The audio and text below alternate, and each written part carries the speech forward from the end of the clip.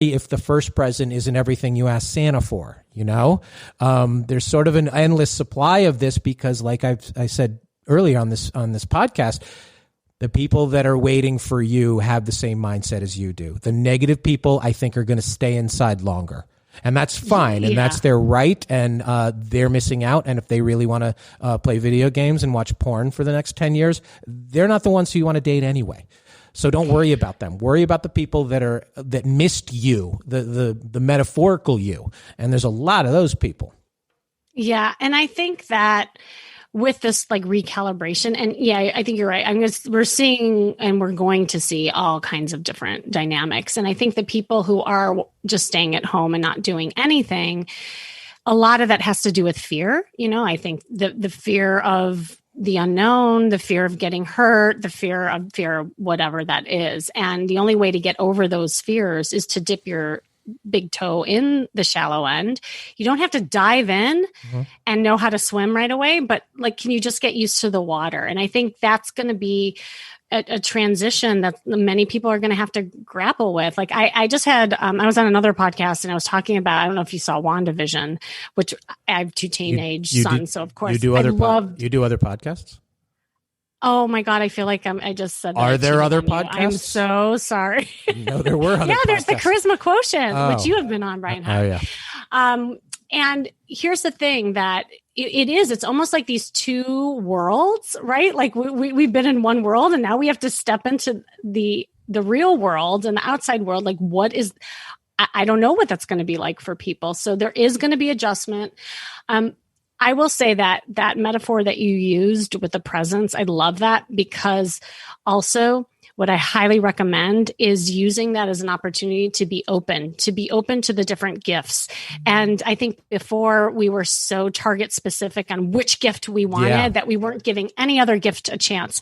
But now can we unwrap each gift and say, hey, I like this. And what can this do for me? And the more open you are and the more courageous and curious you are, the better it will be into attracting the right person, because that curiosity and openness is what you need right now. Yeah.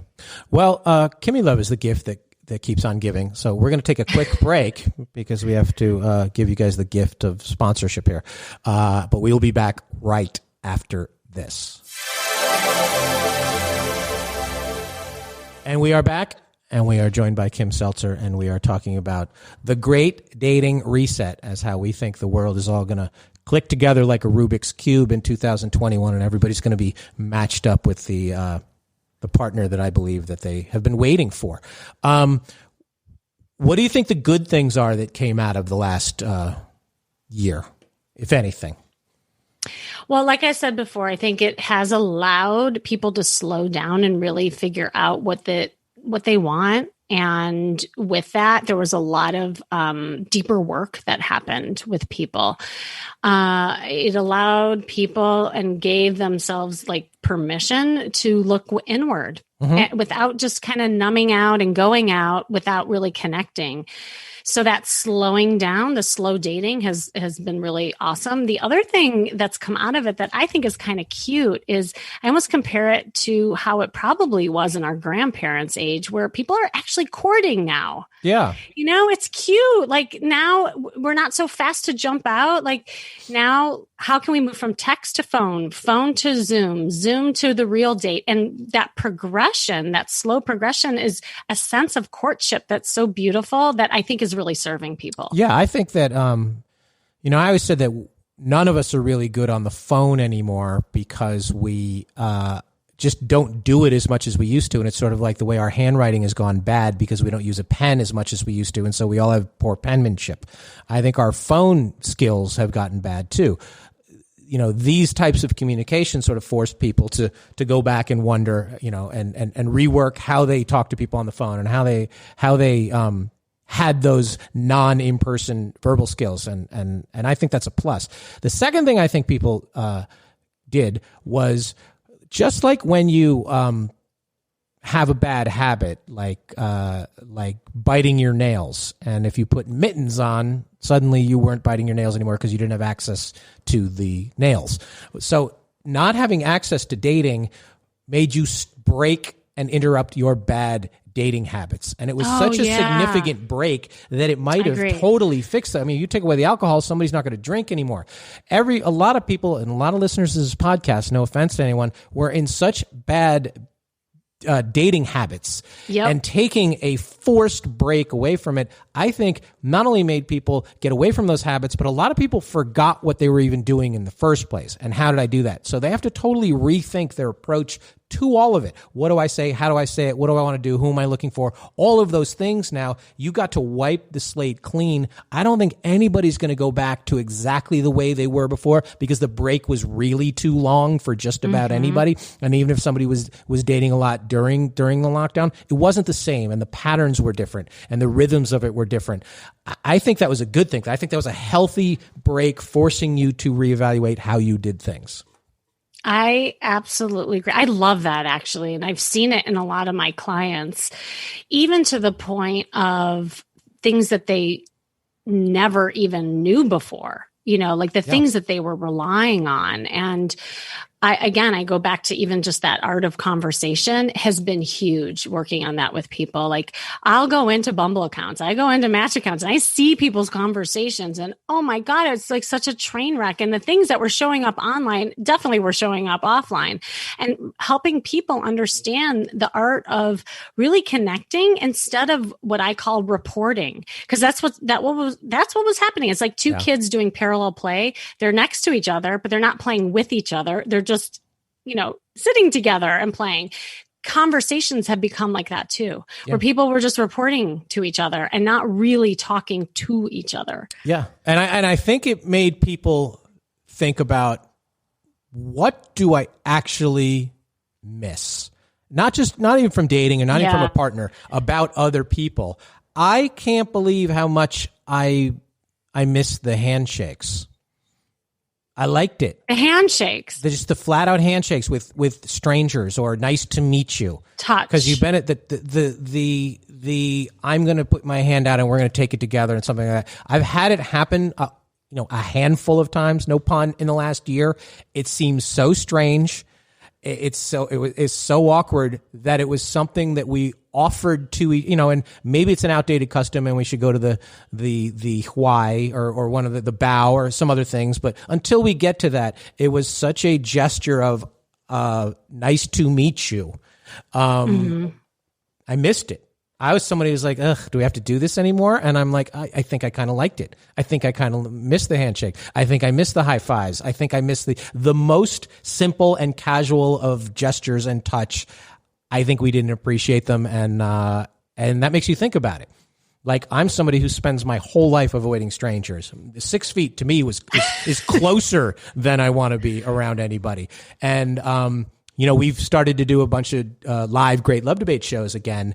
You miss the sounds of other people in a room. You miss actually make somebody laugh. You miss interacting with somebody for the first time. You miss all of it. You miss being able to see somebody from head to toe, in person, somebody who you're speaking with. All of it is such an experience that I'm like, maybe I did miss out on appreciating just sharing space with human beings, You don't know what you got until it's gone. That's right. I mean, that's so true. And any sensory things that you're talking about, touch, smell, sound, even down to the point. So a big thing that I've been doing this year are flirt workshops online. I was doing the Flirt Academy with the Great Love Debate before in person. And so I took it online, and I realized how much people relied on the physicality of flirting. And so people had to understand how to give those signals in different ways. And that's a good thing. Like, that part also was a good thing, is it's honing in on other ways to show interest and attraction. Yeah. And appreciate what, making an effort to look good, caring, all of these kind of things that people are like, I'm just going to run out of the house to pick up some sanitizer and some water and sneak back into my house, and not giving a shit, and you're masked up and you don't care. The act of oh, I better make sure my shirt is ironed. Oh, I better make sure my shoes match and I have the same shoes on. All of these kind of things that I think people are going to like that stuff again. It was sort of like there was a percentage of the dating public. I thought the people who had the best shot to succeed at dating were people who are like, I really like to get dressed up. I really like to go to special events. I really like to go to occasions behind just go down to the bar and see who I meet. The people who treated being out in public as more of a special occasion, I think those people who miss that and are looking forward to doing that again, I think they're better served moving forward in the dating universe. Yeah, no, definitely. I know I've been having so much fun doing makeovers because people are jonesing to get their hair done, their makeup done, and guys too. Oh my God, I've been doing so many manovers, people with the grizzly look and the sweatshirt. Right. I know the women made a mistake of saying how they all like beards, and then the guys took it too far. Way too far. They took it way too far. Yeah. And here's the thing. There's a difference between being like sloppy and sexy casual. Like you could still be casual. In fact, that's a trend. Like the lounge wear actually is still trending. And even as you get back out there, you can look comfy and sexy at the same time, and really teaching people to do that. How can you look sexy and casual at the same time? Because in COVID land, people were not doing that. No. For sure. Yeah. And the other thing that I hope people will appreciate is being in good health and trying to, be healthier, get healthier habits, feel better, all of these kind of things that we took for granted. Like I feel fine and I'm going through my day slightly hungover and, I'll make it till 8:00 and we're good. Getting exercise and doing all of those things, getting out of bed and going outside and doing things that are, physical, that also will help you in your dating life. It really is going to, get your heart pumping and do all the things that just lying around and not working and watching TV. And we got a lot of bad personal habits, and the people who got tired of that, they're going to do fine. They're going to do well. Yeah, I think everything that we're saying, one thing that comes to mind that really just, I think holds true, and this is something I tell people all about, it's not about the man, it's not about the woman, it's not about swiping and focusing outside yourself.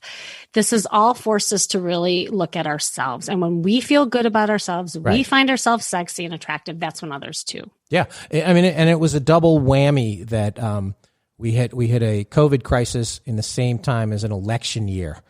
And so the mental and emotional anger on top of everything else really led people to just exhaust. There would have been there was no time for things like dating back then, and so hopefully the seas will calm a little bit on a lot of fronts in this country. And I think people will be like, well, what do I like about stranger? Maybe. What do I like about somebody? What kind of conversations do I want to have that make me feel better about things? Who do I want to hang around with? And I think when you start to think in that terms of positively and not who I'm mad at and, I hate Democrats and I hate Trump and I hate all this stuff that people spent a good portion of last year because of the timing and because they were forced into their cocoons to be alone with their thoughts. I think moving forward is, what do I like? Who do I want? Where do I want to do this? Why do I want to see them? And think about everything in terms of a positive way that I think we did not do in the last year. Yeah. I mean, it's that positivity that you're talking about, and it's so true.